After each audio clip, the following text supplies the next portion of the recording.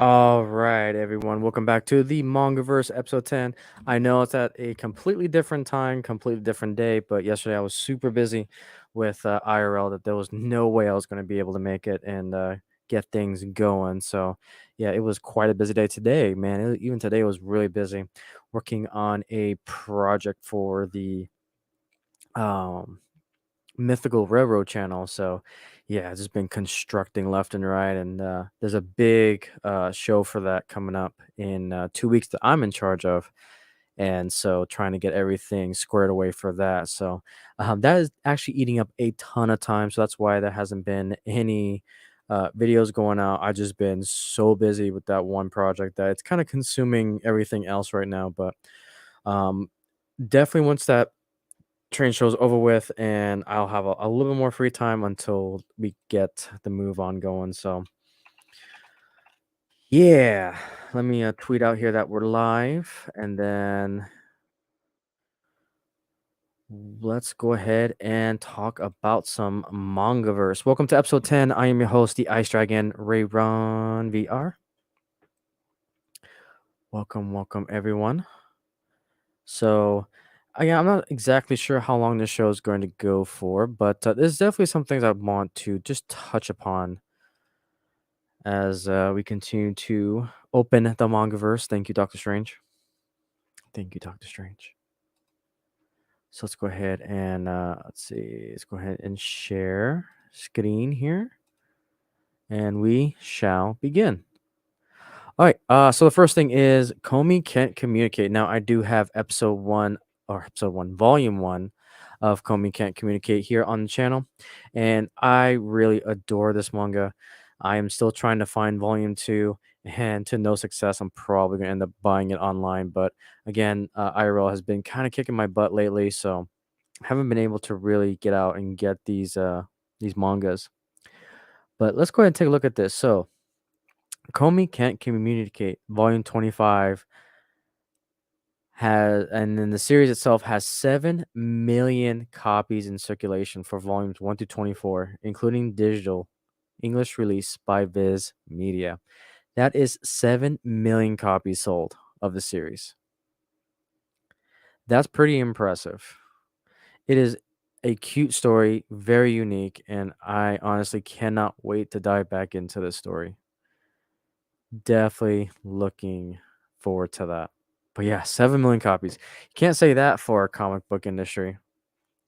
I mean, that's kind of just how embarrassing it is, because I don't think it's a far stretch to say that this one particular series probably has more copies sold than the latest comic book runs combined from Marvel or DC. 7 million copies. That's just nuts. And each issue is, let's probably say, around $10 per volume. So you just put another zero on that 7 million. That's $70 million in itself. Again, that's a vast generalization, but very impressive nevertheless. Manga just keeps printing money. Manga's killing it right now. It's awesome. Awesome. And then we talk about comic books. And it's like, this is why we read manga. DC announces new titles for anthology for 2022. So I guess, of course, it's got to have it's got to check off every single tick, every single box. It's got to be corporatized. And this is why comic books are failing.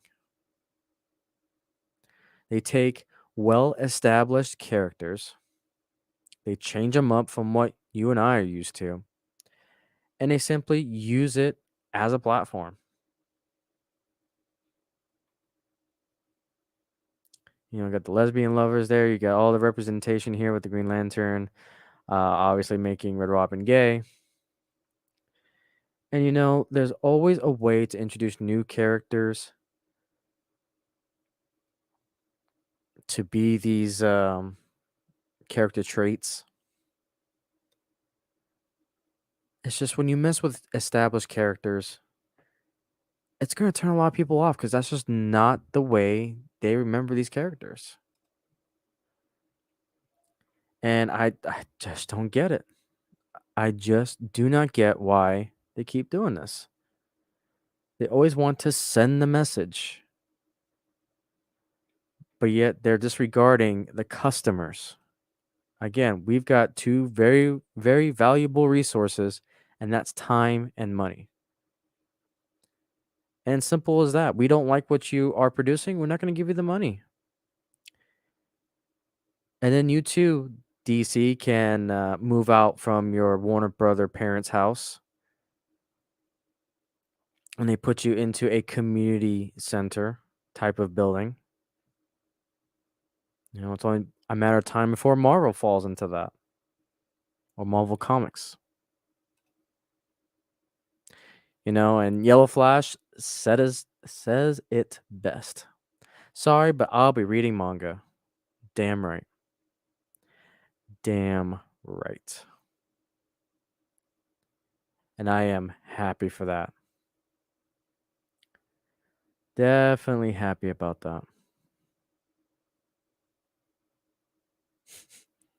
All right. And then kind of the last big topic is Jujutsu Kaisen Volume 0 is definitely killing it in uh the box office. So let me see if I can grab that article really quick here. I thought I had it. I guess I don't. Let me take a look here real quick. Let's see here. I think I have it under a different link. Link.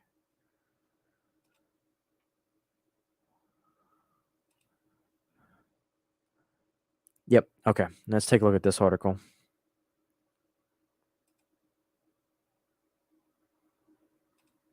All right. So the Batman stays strong, but Jujutsu Kaisen 0 bites off a chunk of the weekend box office. There are some nice shakeups in this weekend's box office charts, led by a very strong debut of the anime tie-in manga adaptation, Jujutsu Kaisen 0, the movie. It opened to a second place with 14.8 million, a little less than half of what the Batman made in the third week, which is 36 million for a total of 300 million. But that's a big budget American superhero movie, not an imported anime feature. Those tend to really uh, those tend to do really well in their debut before quickly failing off. Since the seeing an anime in the theater market isn't huge in the country, we shall see. Yeah, Demon Slayer was kind of the big eye opener when it comes to the anime, and I think it's going to grab more and more attention, especially as these newer upcoming Gen Zers and everyone else too that Hollywood and the comic book industry continue to turn off the customers. They're just going to go somewhere else, and I think we're going to start to see a rise in these anime films. After those is after those is Tom Holland's Uncharted failing falling to 8 million in its fifth week, and then another new title on the charts. T West's retro porn themed horror movie X, which made 4.4 million, not a ton, but an A24 horror is back on the charts. X beat the longtime chart peers Dog, Spider Man No Way Home, and Death on the Nile, which respectively 4 million, 3.2 million, and 1.7 million. And it really doesn't talk about anything else. So that's kind of the top charts, the Batman, Jujutsu Kaisen 0.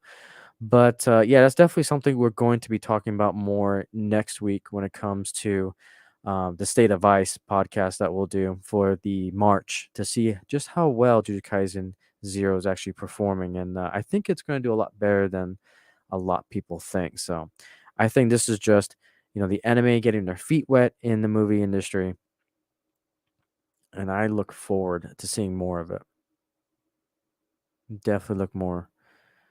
And speaking kind of about Jujutsu Kaisen, I actually started Jujutsu Kaisen Volume 0.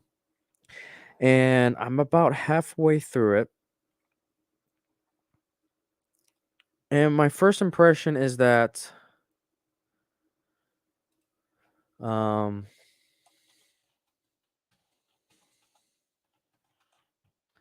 It's not bad.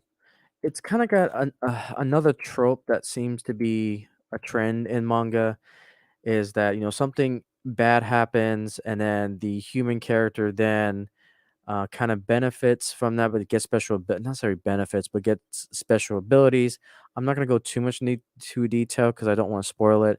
And then, but it's about our main protagonist trying to deal with the abilities.